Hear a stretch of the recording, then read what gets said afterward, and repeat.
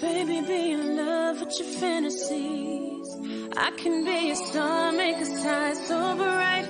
Welcome to my dungeon, this is ecstasy. Let me play the fantasy. What's good, YouTube? It's your girl, Asia. And it's your boy, BJ. And we back like we never left. We back in the building, y'all. I got to get straight into it. One of our law supporters sent us an email just regarding the economy. He was like, you need to check this out because I saw this on the news today. This is further proof, kind of like,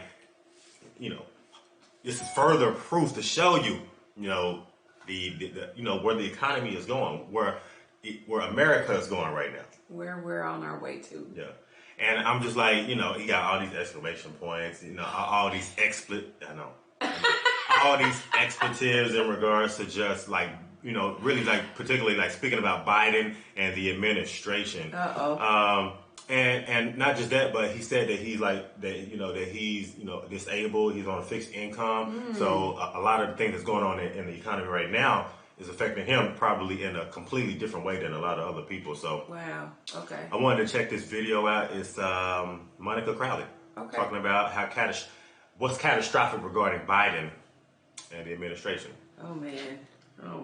Okay, here we go. Make sure y'all like, comment, subscribe, hit the notification bell, join the family. Let's jump into this video. Woo. Hold on to your wallets. We found out today the U.S. economy shrank by 1.5% in the first quarter of the year. Massive hit. The only time we saw our economy suffer a loss like this in the last 8 years was at the beginning of COVID, when literally the whole country was shut down. And now we have hiring freezes, layoffs, and gas prices hitting all-time highs on the regular, things that weren't even factored into the latest numbers. So get ready. The next quarter is setting up for a massive train wreck.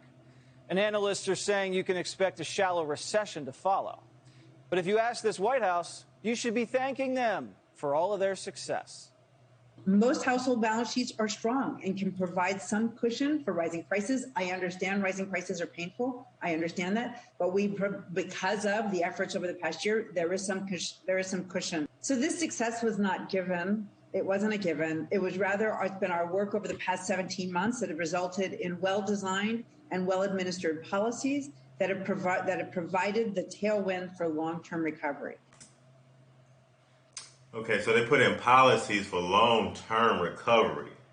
So what that mean? Like as of right now, we just need to do whatever it is we need to do and make people pay a bunch of money and gas prices need to go up and everybody need to suffer. But long-term,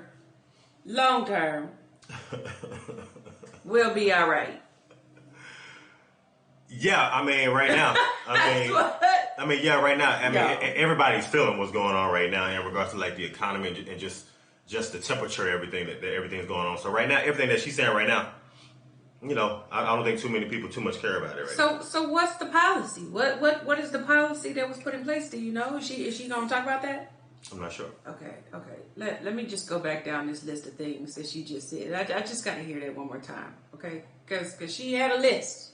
Balance sheets are strong and can provide some cushion for rising prices. I understand rising prices are painful. I understand that. But because of the efforts over the past year, there is some cushion. So this success was not given. It wasn't a given. It was rather it's been our work over the past 17 months that have resulted in well-designed and well-administered policies. Well-designed and well-administered policies over the last 17 months. And she's talking about the current success right now. It's almost like she's saying that we won or everything that we've already been successful. I don't know. I mean, y'all drop comments and let us know how y'all feel right now in regards to like the gas prices, the interest rates, the inflation, the housing market, a lot of different things that's going on right now. Everything. The inflation, baby formula, shortage. I mean, it's a lot of things going on, and a lot of things kind of feel like it's changed a lot in the last year and a half. 2 years in regards to what she's saying in regards to like all the efforts and the successes that they've made in 18 months. Yeah. I feel a little different. I feel a little different. Yeah. I'm trying not to just, let me keep a straight face. That have provided the tailwind for long-term recovery. Oh, well, then congratulations on a job well done. Take the long weekend off. You guys deserve it. But America isn't buying this BS. A new Harvard-Harris poll just recorded the highest percentage of Americans ever saying Biden's made them financially worse off. About 56% of the country. And according to Gallup, 83% of Americans say the country's gone off the rails. Wow. Only 16% of people are happy with the way things are going. And only a quarter of Democrats are happy. But then again, Democrats are never happy. Don't expect Biden to do anything about any of this. He doesn't know what's going on. He said Democrats are usually never really happy. Then again, Democrats. Y'all, stop that. I mean... Stop reaching, sir. Yeah, I don't know. I feel like people just need to be really, really honest with themselves. Like, with everything that's happening right now, like, I just feel like it's just insane. It is insane. Gas, like...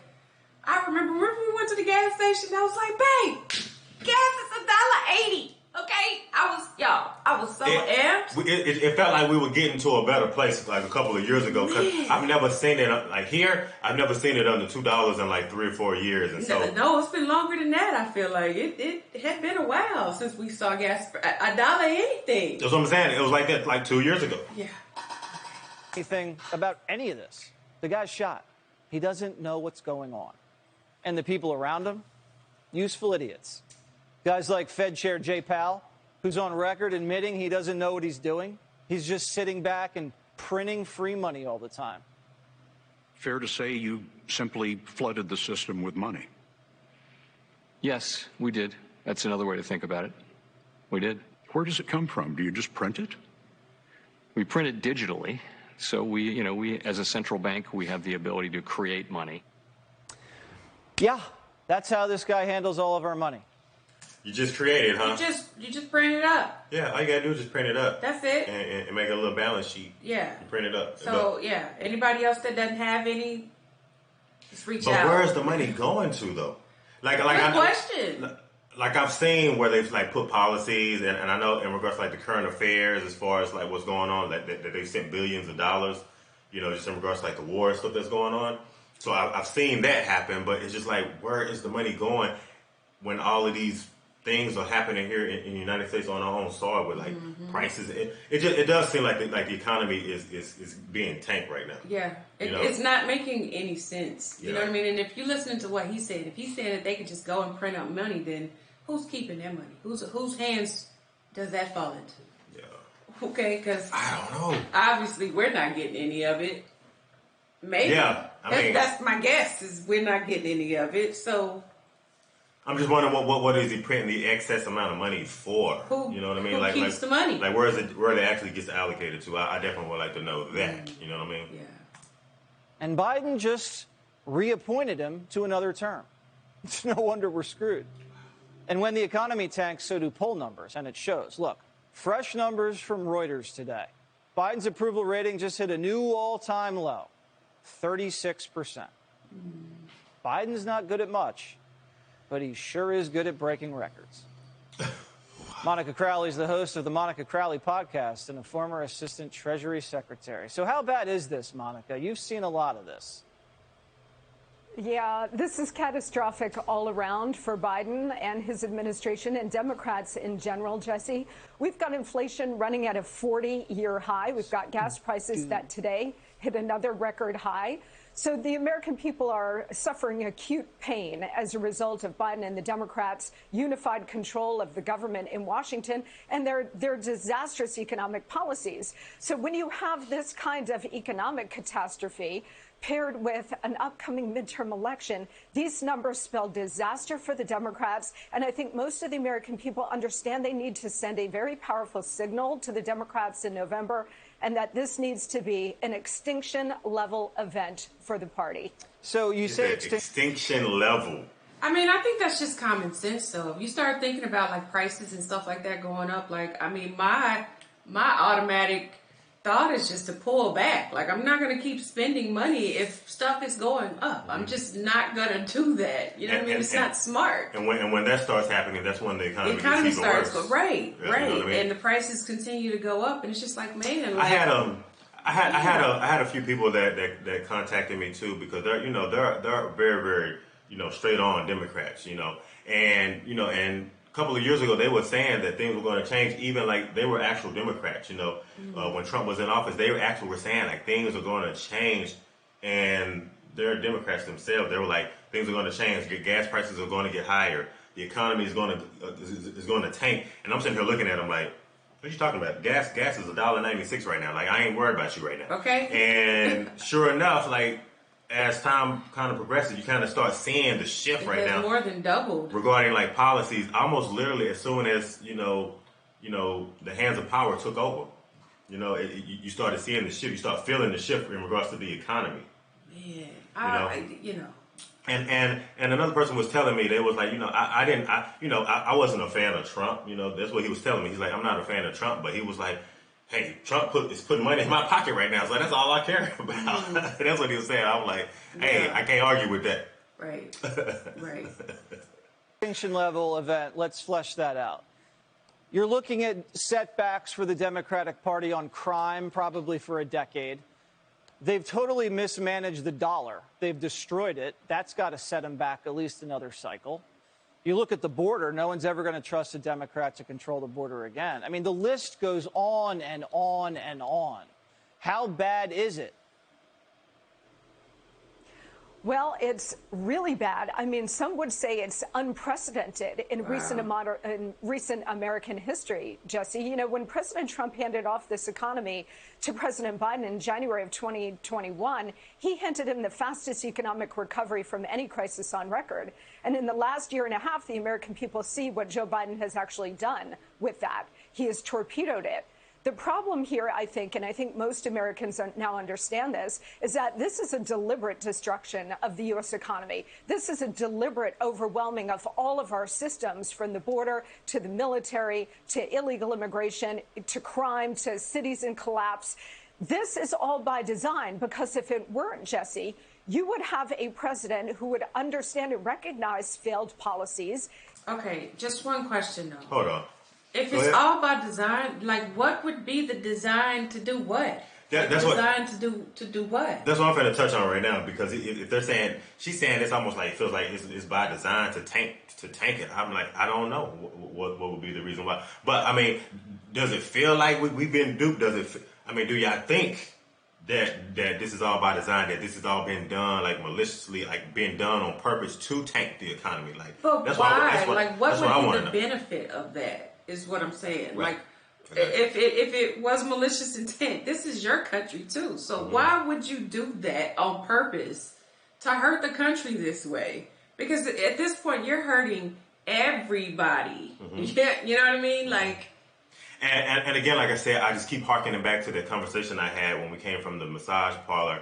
And we were having a conversation with a couple of young individuals in there, and they were saying, like, before the election, they were saying, last year, like that was over a year and a half ago. They were looking me dead in my face and saying that everything is going to change based on Democratic policies. Yep. So, wow, but this is bad though.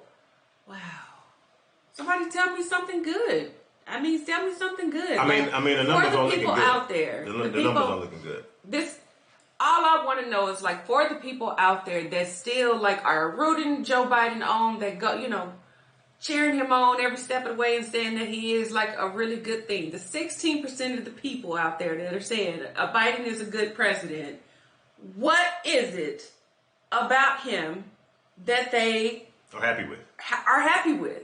That's what I want to know. And tap in, let us know, please. Yeah. Are y'all part of that 16%? Let us know.